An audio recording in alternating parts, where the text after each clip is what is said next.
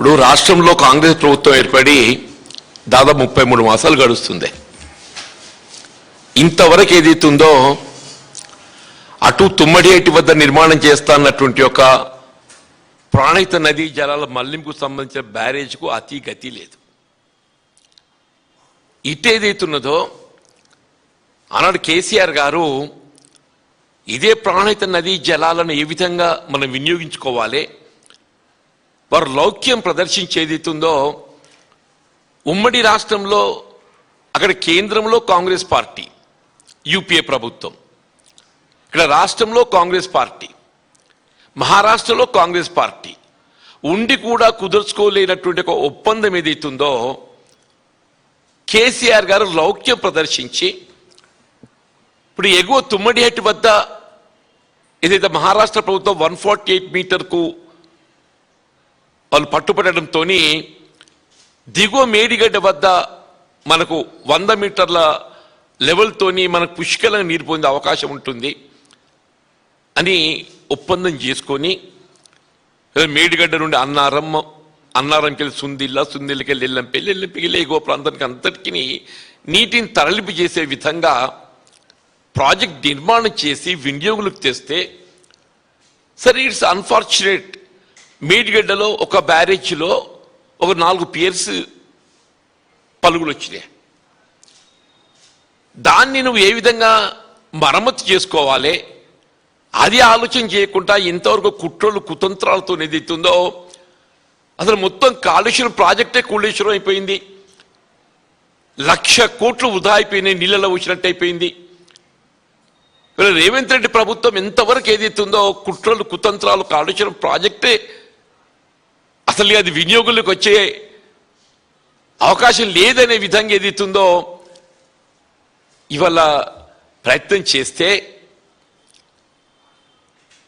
ఇవాళ ఏదైతుందో కేంద్ర జల విద్యుత్ పరిశోధన సంస్థ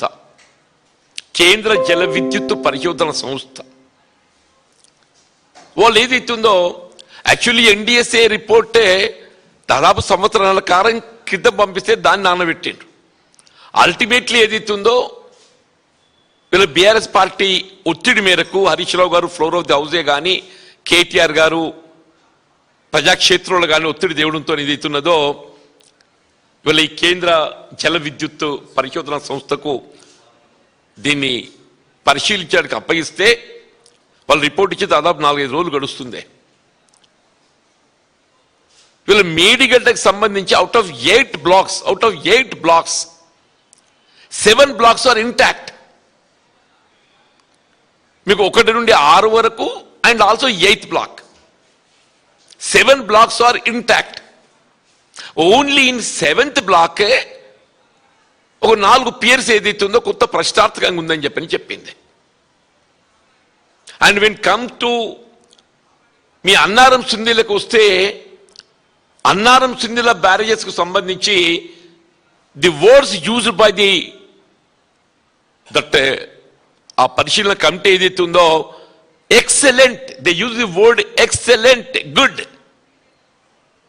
the words used by them is excellent అన్నారు. Sundilla is in very good condition. ఇప్పుడు కేటీఆర్ గారు ఏదైతే ఉందో ముందు చూపుతోని వీళ్ళ ఖరీఫ్ ఆరంభం అప్పుడు వినోద్రావు గారు అందరం కూడా మేము కన్నెపల్లి పంప్ హౌస్ విజిట్ చేసి ఈ ఎల్లినో పరిస్థితులలో ఏదైతే ఉందో రాష్ట్రం ఎదుర్కోబోతున్న దుర్భిక్ష పరిస్థితులను తట్టుకోవటానికి కొరకు కన్నెపల్లి పంప్ హౌస్ నుండి వృధా పోతుండే అటు ప్రాణిత నదీ జలాలు వితౌట్ యూజింగ్ మేడిగడ్డను పక్కన పెట్టండి, వితౌట్ టచింగ్ మేడిగడ్డ 93.5 మీటర్ లెవెల్కి ఎప్పుడైతే ప్రవాహం ఉంటుందో we can lift the water to Annaram to Sundilla to Yellampalli.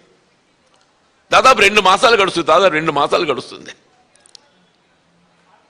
ఇది కేవలం అంటే బీఆర్ఎస్ పార్టీ అని కాదు, రిటైర్డ్ ఇంజనీర్స్, సాంకేతిక నిపుణులు, ఆల్మోస్ట్ రాజకీయ పార్టీలు అన్ని కూడా ఏదైతున్నదో it's really Kannepalli pump house ను వినియోగించుకునే ప్రయత్నం చేయటము ఏ వాయబుల్ గుడ్ సజెషన్ అని చెప్పి అందరూ కూడా సూచన చేసిండ్రే. బట్ రేవంత్ రెడ్డి ఎంతో మూర్ఖంగా అని చెప్పంటూ నేను ఇది ఆన్ చేసి లిఫ్ట్ చేస్తే కేసీఆర్ గారికి పేరు వస్తుంది, కాళేశ్వరం ప్రాజెక్ట్ ఇంటాక్ట్ ఉన్నది అనేటువంటి అభిప్రాయం ప్రజల్లో వస్తుంది. కాబట్టి ఏదైతుందో ఆ ఎన్డీఎస్ఏను సాకుగా ఈ నేషనల్ డ్యామ్ సేఫ్టీ అథారిటీ ఏదైతున్నదో దానికి తగు పరీక్షలు మరమ్మతులు చేసి వినియోగించుకోమని చెప్పింది తప్పేదైతుందో వినియోగించుకోవద్దని చెప్పి ఎక్కడ చెప్పలేదు. నువ్వు ఆ పరీక్షలు అవసరమైన చేయటానికి నువ్వు ఏదైతుందో 33 మాసాలు గడిపినావు అని చెప్పి 33 మాసాలు గడిపినావు. వీళ్ళ ఫార్చునేట్లీ ఏదైతుందో వీళ్ళ కేంద్ర జల విద్యుత్ పరిశోధన సంస్థ రిపోర్ట్ రావటం ఒక విధంగా రేవంత్ రెడ్డి ప్రభుత్వానికి చెంపపెట్టు అని చెప్పంటున్నా. రేవంత్ రెడ్డి ప్రభుత్వానికి చెంపపెట్టు అని చెప్పంటున్నా. రిపోర్ట్ వచ్చి 4 రోజులు గడుస్తుందే, ఉత్తమ్ రెడ్డి నోరు పడిపోయింది. ఉత్తమ్ రెడ్డి సరే రేవంత్ రెడ్డి విదేశాల్లో ఎక్కడుండో ఏందో తెలియదు, ఇవాళ వచ్చినట్టున్నాడు. దానికి సంబంధించి శాఖ మంత్రి ఉత్తమ్ రెడ్డి గారు ఏదైతుందో రిపోర్ట్ వచ్చిన తర్వాత ఇమీడియట్ స్పందించాలి కదా. సరే ఆల్రెడీ వి థాట్ దట్ మేము అన్నారు సింధీల వినియోగానికి మరి అవసరం ఉంటుందో లేదో వినియోగించో లేదో అని చెప్పని మేము నిర్ణయం తీసుకోలేకపోయినాం. ఇప్పుడు రిపోర్ట్ ఏదైతుందో అన్నారు సింధీలా కెన్ బి యూజ్డ్ అని చెప్పని రిపోర్ట్ వచ్చింది. మేము తక్షణమే కన్నపల్లి పంపోజ్ ఏదైతుందో మేము ఆన్ చేసి నీటిని ఎత్తిపోస్తామని చెప్పనైతే మాట్లాడాలి కదా. దాదాపు 50,000 క్యూసెక్ పైప్ ఫ్లో పోతుంది ఇప్పటికీ. About 54,000 cusec something flow is a going. అంటే 54,000 క్యూసెక్ అంటే దాదాపు 5 టీఎంసీ నీరు వల్ల కిందికి దిగకపోతుంది. 5 టీఎంసీ నీరు దిగకపోతుంది. మనం రోజు 2 టీఎంసీ నీటిని ఎత్తిపోసుకునేటువంటి సామర్థ్యం మనం కలిగి ఉన్నాం. రోజుకు 2 టీఎంసీ నీటిని ఎత్తిపోసుకునేటువంటి సామర్థ్యం మనం కలిగి ఉన్నాం. నిజంగా కేటీఆర్ గారు ఎప్పుడైతే సూచన చేసిండ్రో ఆనాడే గట్ట కన్నపల్లి పంపోజ్ ఆన్ చేసి నీటిని పైకి ఎత్తిపోస్తే ఇప్పటి దాదాపు 100 టీఎంసీని మనం ఎగువ జలాశయాలన్నీ కూడా నింపుకునే అవకాశం ఉంటుండే. ఎగువ జలాశయాలన్నీ కూడా అసలు నీ మేడిగడ్డ ఈ ప్రాజెక్ట్ కాళేశ్వరం ఏదైతే కేసీఆర్ గారు నిజంగా కూడా వారి ముందు చూపులు ఏదైతుందో ఇలా ప్రజలు అసలు నిజంగా కూడా ఇవాళ ఫ్లడ్ ఫ్లో కెనాల్ మేమంతా ఆ ప్రాంతం వాళ్ళమే, మేమంతా కరీంనగర్ జిల్లా ఆ ప్రాంతం వాళ్ళ వినోద్ గారు మేమందరం కూడా అప్పుడైతే గ్రావిటీ కెనాల్ అని దాన్ని దవ్విండు. గ్రావిటీ కెనాల్ అది. ఆ గ్రావిటీ కెనాల్ ఏదైతుందో రివర్స్ పంపింగ్ తోని ఎస్ఆర్ఎస్పి ఏదైతుందో వీళ్ళ కరువు సమయాలలో నీటిని పైకి ఎత్తిపోసే విధంగా రివర్స్ పంపింగ్ నిర్మాణం చేసింది. ఇంకో ఇప్పుడు ఇటువంటి సమయం కొరకు ఇవాళ ఎస్ఆర్ఎస్పి ఈజ్ విత్ ఓన్లీ అప్పుడు 44 TMC something. SRSP is about only 44 TMC something and inflow is also very little 3,000-4,000 cusec something. వచ్చే అవకాశం కూడా కనబడటం లేదు. ఎల్ నినో మొత్తం రాష్ట్రమే కాదు దేశమంతా ఏదైతుందో భవిష్యత్తు ఏ విధంగా ఉంటుందో కూడా ఊహించుకునే పరిస్థితి లేదని చెప్పి అంటున్నాం. ఇలా వృధా పోతున్నట్టుగా నదీ జలాలను మనం ఏది మళ్లింపు చేసుకునే విధంగా మీరు కన్నపల్లి పంప్ హౌస్ నుండి ఇటు ఎస్ఆర్ఎస్పి రివర్స్ పంపింగ్ తోని ఎస్ఆర్ఎస్పి బిల్డ్ చేసుకుంటే మాలాంటి వాళ్ళకి ఏదైతుందో ఈ జగిత్యాల జిల్లా మా ప్రాంతం వాళ్ళకి అందరికి ఏదైతుందో మాకు కొంత ఈ సాగునీటి జలాలు పొందే అవకాశం ఏర్పడుతుందని చెప్పారు. ఒక నాట్ ఓన్లీ జగిత్యాల, మీ సిరిసిల్ల కానీ పెద్దపల్లి కానీ కింద చూస్తే మెదక్ కానీ వరంగల్ కానీ ఈవెన్ అప్ టు సూర్యాపేట అని చెప్పి అంటున్నాం. అప్ టు సూర్యాపేట ఎంతవరకు ఏదైతుందో ఓ బట్ట కాల్చి మీదేసినట్టు 1,00,00,000 కోట్లు హరినాన్న వీళ్ళ టోటల్ మేడిగడ్డ బ్యారేజ్ నిర్మాణ వ్యయం ఏదైతుందో it's not even 5,000 crores, something 4,600 or 800 crores ఒక ఆ మేడిగడ్డ బ్యారేజ్ మనం అంచనా తీసుకుంటే. అందులో 8 బ్లాక్స్.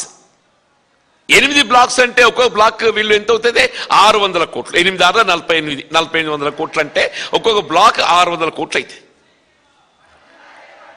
ఇవాళ 7 బ్లాక్స్ ఇంటాక్ట్ ఉన్నాయి. ఒక బ్లాక్ ఏదైతుందో అందులో కొన్ని పియర్స్ ఒక 4-5 పియర్స్ ఏదైతుందో ప్రశ్నార్థకంగా అవుట్ ఆఫ్ 22 పియర్స్ మీరు 7వ బ్లాక్ వెచ్చించింది ఎంత? 600 కోట్లలో ఏదైతుందో ఈ ప్రశ్నార్థకంగా పగుళ్ళు వచ్చిన పియర్స్ ఏదైతుందో ఈ 5-6 తీసుకున్నా కానీ ఏదైతుందో అంత it it not cost A much about 200 crores. About 200 crores. అంటే మొత్తం 1,00,000 కోట్ల నిర్మాణంతో చేయబడ్డ కాళేశ్వరం ప్రాజెక్ట్లో 99,800 crores 99,800 కోట్ల విలువ చేసేటువంటి యొక్క నిర్మాణాలు ఏదైతుందో ఇంటాక్ట్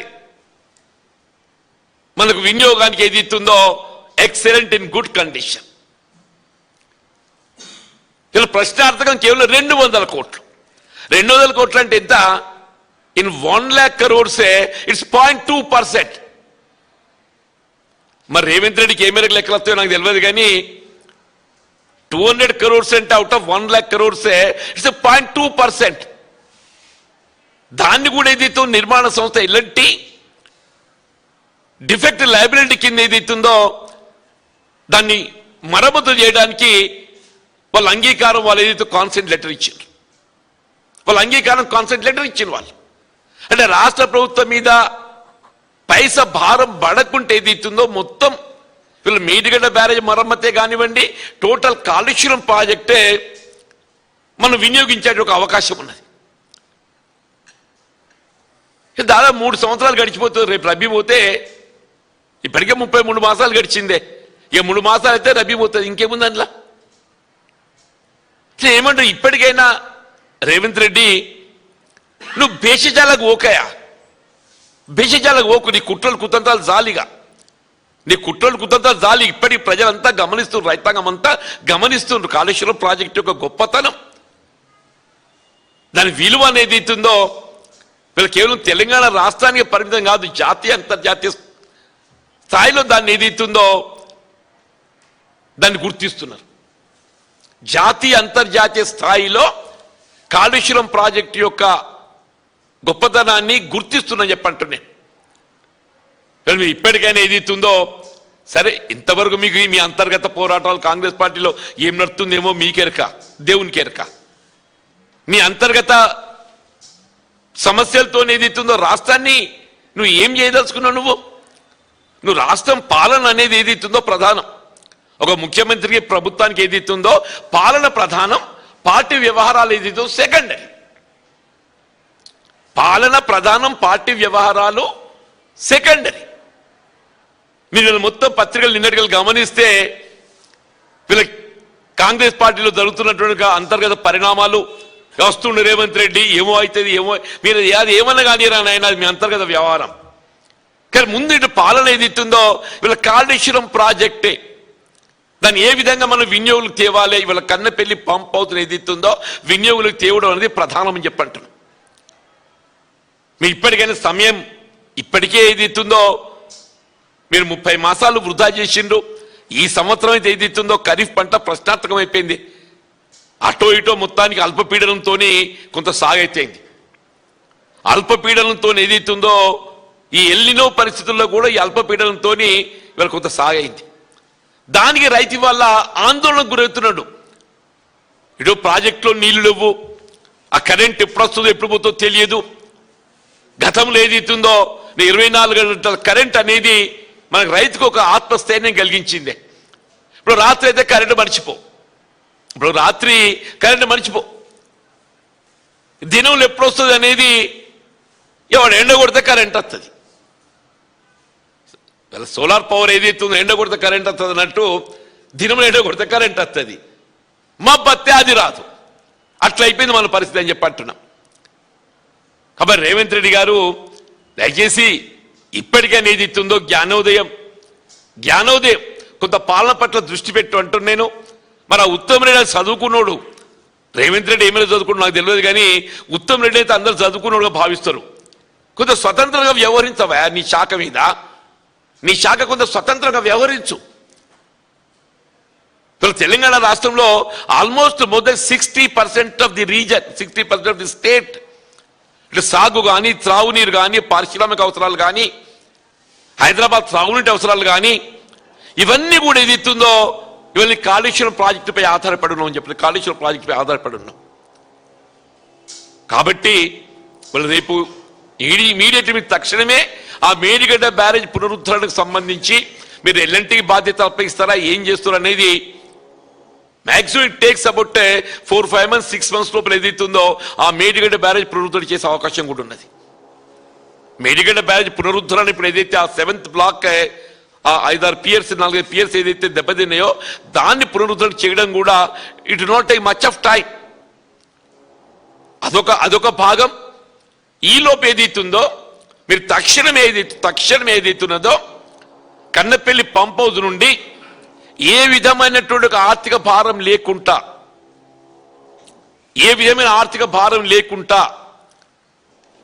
మీకు river flow 93.5 meter level touch చేస్తే ఆటోమేటికల్లీ యుల్ గెట్ వాటర్.